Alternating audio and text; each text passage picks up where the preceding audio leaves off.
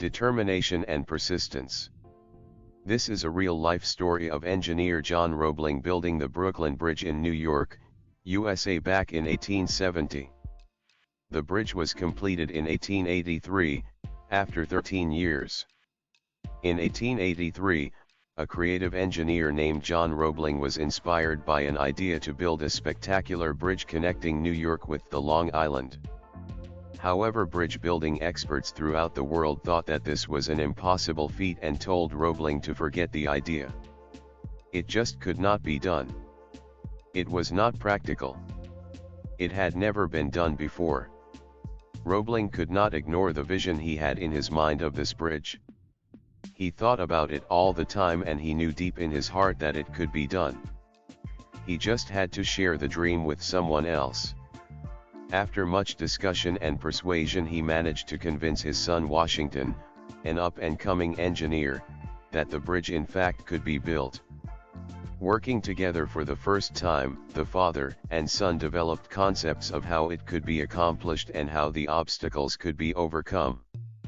With great excitement and inspiration, and the headiness of a wild challenge before them, they hired their crew and began to build their dream bridge. The project started well, but when it was only a few months underway, a tragic accident on the site took the life of John Roebling. Washington was also injured and left with a certain amount of brain damage, which resulted in him not being able to talk or walk. We told them so. Crazy men and their crazy dreams. It's foolish to chase wild visions.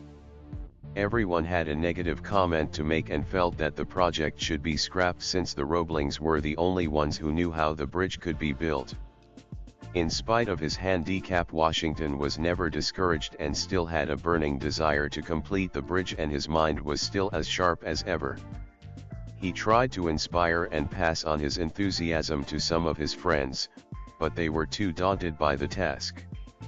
As he lay on his bed in his hospital room, with the sunlight streaming through the windows, a gentle breeze blew the flimsy white curtains apart and he was able to see the sky and the tops of the trees outside for just a moment.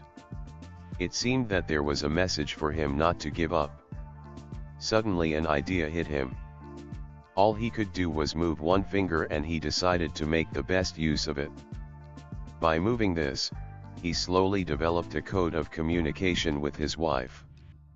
He touched his wife's arm with that finger, indicating to her that he wanted her to call the engineers again. Then he used the same method of tapping her arm to tell the engineers what to do. It seemed foolish, but the project was underway again.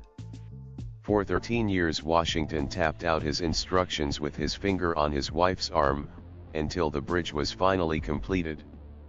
Today the spectacular Brooklyn Bridge stands in all its glory as a tribute to the triumph of one man's indomitable spirit and his determination not to be defeated by circumstances. It is also a tribute to the engineers and their teamwork, and to their faith in a man who was considered mad by half the world. It stands too as a tangible monument to the love and devotion of his wife, who for 13 long years patiently decoded the messages of her husband and told the engineers what to do. Perhaps this is one of the best examples of a never say die attitude that overcomes a terrible physical handicap and achieves an impossible goal.